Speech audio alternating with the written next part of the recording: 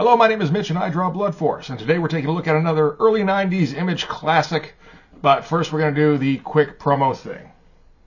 So what is Blood Force? This is Blood Force. Blood Force is a celebration / send-up of 90s extreme comics. It's itself a comic book. It's drawn by me and also written by me. It's all me. I'm to blame for this. So you may be asking yourself, how do I go about reading Blood Force? And the answer is you open up the description to this video. In there you'll find a link to my Patreon. Subscribe there. That will give you access to all of the Blood Force pages. It'll also give you access to all the process stuff. I usually include stuff like just pencils lying out there.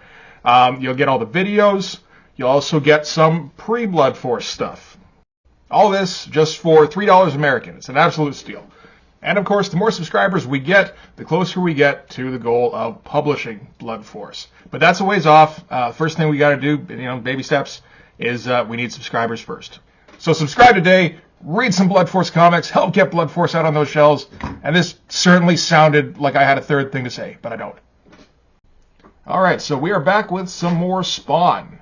It's been a little while. This is Spawn number 2 from June of 1992. This is still one of the earliest Image comics going. And if you'll recall, what happened in the last issue was, not a whole lot of anything, really. So far what we know about Spawn is that Spawn is a dude in a cape and a costume who hangs out in alleys. And has kind of flashback memories to his life, because it turns out that he already died. That's about as much as we know about it, because Todd wants to take this nice and slow. Which, it isn't necessarily the worst idea. I mean, I just finished doing Cyberforce a little while ago where they had to rush everything into issue 4 because the first 3 issues were just kind of fights. So, let's see what happens in Spawn number 2. First things first, the cover. That's probably as good a cover as Spawn ever had, it feels like. I'm not sure who did the colors on this, with this almost painted quality. But man, that looks pretty sweet. And standing on his I suppose his own grave. I don't know if we know his. No, we wouldn't know his name yet at this point, so that wouldn't necessarily mean a whole lot. So that's almost like an Easter egg at this point. But yeah, no, great design. I think I've seen the pencils for this, and it's like the crosses and everything don't really make a whole lot of sense in terms of perspective, like where everything's placed. But you can't deny it looks fantastic. I don't know about that lettering. That's very cartoony lettering. So I had to take a look and see if they had updated the logo at all since 1992. Doesn't really look like it. They're sticking with it, so they seem to think it's iconic, I guess. Considering how it still maintains the early 90s tone of being super edgy, just kind of wallowing in the trademark McFarlane filth and nastiness. We're going to get super colorful, kind of cartoony logo. Sure. All right. So, June of 1992. I'm pretty sure this is the first comic for Spawn that I had. Well, my brother had. So I had no idea what was going on, but I don't know that I was much worse off than just about anybody else who read this at the time. If we're going to look at the inside front cover first, this is kind of, I don't know, because it seems in retrospect like Todd was the most business savvy of the Image guys, and this inside front cover kind of seems to back that up. Because you look at first of all, he's got his own kind of theme going on here. Like, this is the Spawn look, and he's got a little logo and everything he can put on everything now. That's pretty smart. And then you look at who his cast was. Same as last time, I believe. So he's handling the story, the pencils, and the inks. He's got Tom Warzachowski doing the letters. That's not a bad idea. And he's got Steve Olaf and Ruben Rudin, all the optics, doing the color. And that's as good as it gets in 1992. So put his money where it'll help him, really. Okay, so what are we starting off with? We're starting off with the Violator. We don't know what a Violator is at this point. I mean, obviously, if you read Spawn ever, now you know who Violator is. But You know, this is just some short, fat Danny DeVito looking dude with clown makeup talking about how he's gonna tear somebody apart. And we'll get a lot of these splash pages in this issue, actually, which is interesting again because we're not dealing with established characters, where it's just these first couple issues is largely mood. So it's almost like building hype on the character just on giant cool images, because we don't have anything about the character that we're gonna like.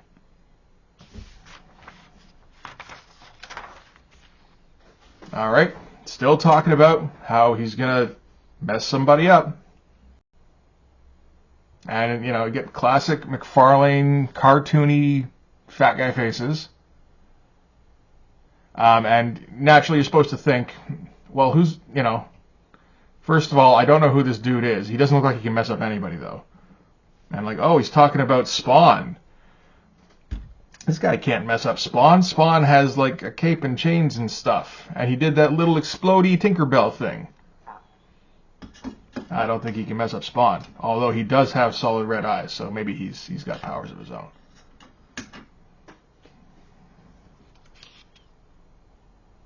Oh, he's doing the flipping back and forth thing too, crossing the axis.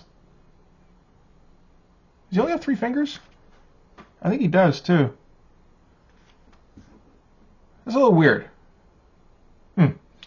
But it always felt like Todd didn't. I don't think Todd went to a design school or anything like that, or an art school. I think he just kind of, he had like a talent for it, and he's got good instincts, but he doesn't. I don't think he knows about things like. I don't know if he knows about things like the axis, where you're not supposed to have him facing one way in one panel and facing the other way in another panel, because that could theoretically be confusing. Like, not in this circumstance, but there's plenty of scenarios where that could mess up the reader, so you just get confused. So maybe keep an eye out and see if he does that. But we're going to jump again to Spawn, who is hanging out. We've seen him hanging out in alleys and on the cover in a graveyard. Now he's going to hang out on the roof of a church and be moody and just kind of mope and be like, man, damn them all. I don't know who I am. And I got powers, and I'm in a cape for some reason. And there's this woman I keep thinking about. And there we go. There's this woman I keep thinking about. And I'm a burned up corpse, and I hang out in alleys. I don't know what I am. And I like to think he's got that accent. Starting to figure out the Spawn profile. It's the same. It should be the same as the Spider-Man profile. I mean, he's got the Spider-Man eyes and everything too.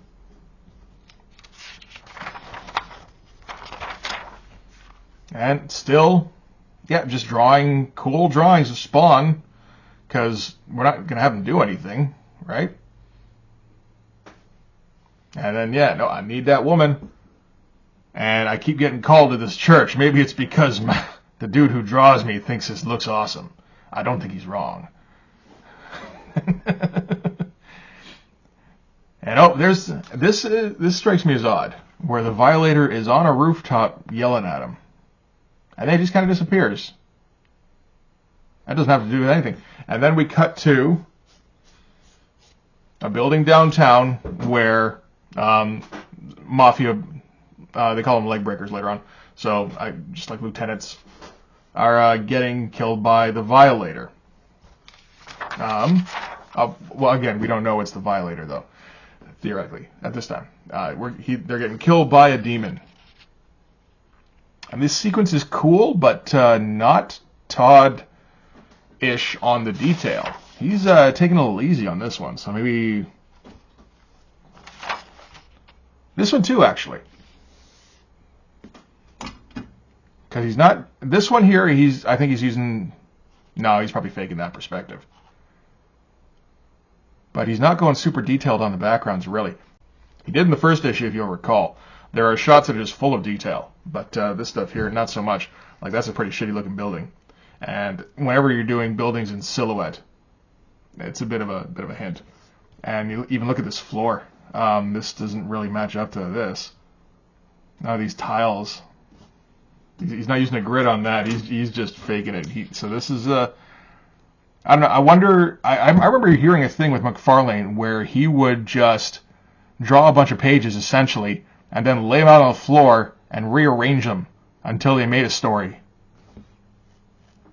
I can see that being the case in this actual issue, because these are just scenes where not a ton happens. We've got 2 pages here of the Violator bragging to a cat in an alley. And then we got 3 of Spawn sitting on a rooftop.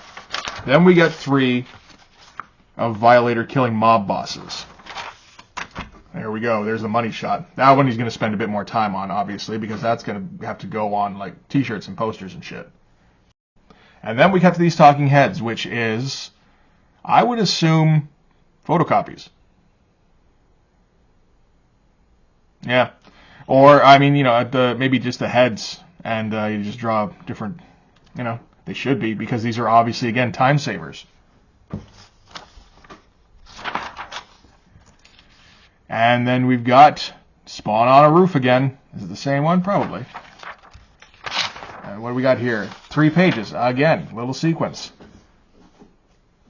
Where Spawn is moping about, why I even got these powers? I just want a woman. I think my accent changed. And I'm going to try and turn myself back into looking like a man. And this is the first thing with at least in this issue, with the countdown on his powers. If we recall, he used 4 units to make the little Tinkerbell bomb thing. So now he's going to completely change his appearance. And there's that access flip again. And I got to think that's going to eat up more than 4. And opens his eyes and goes, wait a minute, that ain't right, because I'm supposed to be black. And I'm not sure what the purpose of that is exactly. It's the kind of thing you would assume gets fleshed out later on, because he's talking to, that's the last we see of it for now. He starts moping, assuming that this is whoever brought him back messing with him. And we learn eventually it's the male Bolgia. So if they touch on that again, that's something. If not, it just feels like it's there, so you can go, oh, he's black. I don't know if that's a reason to have a sequence, but okay. Cool shot, though. And we get a page of Sam and Twitch hanging out and talking about these gangster murders. And not doing a lot, but I guess we got to know that they're the cops that are in charge of the investigation. So I don't know that this needed a whole page. I don't know this might have been better served doing something else, maybe having them talking with, their captain or whatever. But it's maybe not the worst thing. We did have a page in the last issue with Sam and Twitch as well, so just kind of keeping them in our minds. Because I guess you need a Sam and Twitch page in an issue so you can remember that they exist. And then we cut back to another page of the Violator, and he's just pulling a dude's heart out. I think this was made with that method, where he would just draw pages and just rearrange them.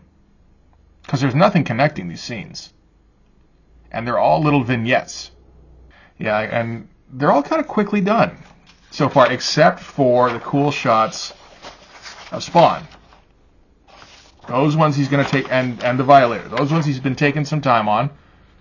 Like this one's a bit rushed, but still, he put some effort into that one. This is the first page. Maybe that's what made him decide it was the first page. Well, this is the most detailed, so this is the one I can get away with putting on the cover. This is, this probably took him a little while. Figuring out those shadows on the cape, man, that must have taken a bit. And then we cut back to Spawn. I didn't transition at all there. And he decides, I'm not going to be white. And, okay. I'm not offended. That's all right. And we get another. This is one of the pages that he was going to take some time on. Make sure this shit looks cool. And he's just raging against Malebolgia and using up that power. And what did I do to deserve this? I guess we kind of find out that he did do some shit to deserve this, eventually, from what I've read. And then he gets another... Man, that looks goofy. That looks like it's made out of rubber. It looks like a bad prop. That looks a bit better. I think I may have tried copying that once or twice. And it's got the kind of thing where he doesn't do all the details. It almost feels like he forgot to, except the way they did the color hold. It's kind of like a semi-silhouette. He likes doing this a lot. This is kind of the same thing, really. Just a different variation of it. But, yeah, we get another just full composition page. That's, again, pretty easy to draw, really. This might have taken a bit of time. Drew the head once, and then photocopied it down, silhouettes, and then a couple of heads up close. We're not getting the same kind of detail we were in issue 1, so, yeah, I guess he was kind of behind on this. Yeah, couldn't help himself here, though. And but anyway, so his flashback memory, I probably should have described what was going on there, is just remembering his old boss, who was evil-ish. And he's like a corrupt military boss kind of guy. And I think that's our first shot of Al Simmons before he becomes Spawn. And, yeah, Jason had become truly evil. So there we go. And he passes out, as he often does, in a pile of garbage. And find out that he used like 500 units in that little tantrum. And another one-pager of Violator ripping out a couple hearts. Pretty evocative lettering. Not too bad. Tom Warzachowski knows what he's doing. And then we get this bit which is odd and doesn't transition into the next issue, from what I recall. Where Spawn wakes up, all of a sudden he's got his mask on because it turns out Violator's helping him out. If I recall correctly, I haven't reread it yet, so I'm kind of reading this in the order it would have come out in. But if I recall correctly, he was sent to mind Spawn and sort of beat him into submission to get him ready to be in Malebolgia's army. Something like that. And Violator's kind of taking it easy on him at first. But he's still going to brag. And here we get a great t-shirt shot. That's got some effort put into it. With these two hanging out, Violator bragging, and just talking shit, and Spawn looking moody. Good pose. And, yeah, he just keeps talking about how he could do awful things.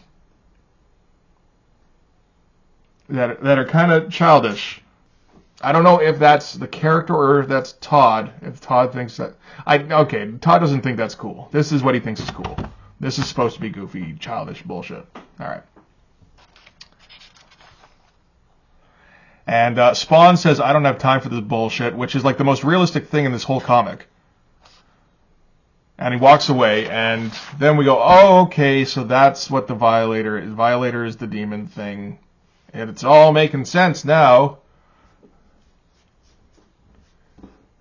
And I guess this is a cool shot, but like, how many of these splash pages did we get in the issue? 2. That's kind of 1, 3. Yeah, 4. 5. I'll call that one 6. Not quite. 7, 8. You know, a lot of splash pages. Not a lot of detail, too, for, this is like just enough. Really. And later on, he'll actually slow down a little bit. So that was Spawn issue 2. So what happened in Spawn issue 2? Nothing. Right? This wasn't even hanging out with the characters. This was Spawn whining on top of a church, throwing tantrums, Violator killing mob bosses. I believe the reason was to get Spawn's attention. I can't remember why that should be. why he was doing that. I guess we'll find out in an upcoming issue. Perhaps. We might not. And Sam and Twitch just hung around. Absolutely nothing happened in that issue. And I don't think a ton happens in the next one. But I guess we'll have to find out. All right, and this here is just Todd's Oscar speech. Whereas I want to thank this person, this person, this person. This person's awesome. There's a bit here where he kind of leaks that Dale Keown's coming to Image, which feels like a reveal. I don't know if that's how Dale Keown would have wanted it to have been put out there, but I suppose it's fine, probably. We get a little preview of the next issue's cover. Pretty dope looking. And then it looks like something is going to happen. Spawn is going to come face to face with his wife of 5 years ago. They have mentioned previously that it's been 5 years. It's done a little bit obliquely. Nobody's actually mentioned it diegetically. I believe that's the right term. So in the context of the comic, speaking to each other. But it's just kind of put around in all the extraneous stuff that 5 years have passed between Spawn dying and coming back. So yeah, we'll just have to check out that issue to finally get some story, I guess. But in the meantime, we get a pretty good Spawn pin-up here by Rick Leonardi and Scott Williams. That's an interesting combination. Scott Williams tends to have that slick precision, and Rick Leonardi is very much the opposite. It's very, it's kind of kinetic, kind of sloppy, but pretty stylish. I guess that's the correlating factor. I don't remember seeing him be the main artist on too many books, or really any books other than Spider-Man 2099, which is a pretty neat one. We also get Leather Stocking, which I'm pretty sure never turned into a comic. Although, I mean, to be fair, they don't say that's gonna be one. It just says Leather Stocking. And who owns Leather Stocking? It's Mike Grell. It has to do with Native Americans, and they're not trackers in a military unit, so it's probably Mike Grell. I mean, he did eventually do Shaman's Tears. I can't imagine this got reworked to become Shaman's Tears, though.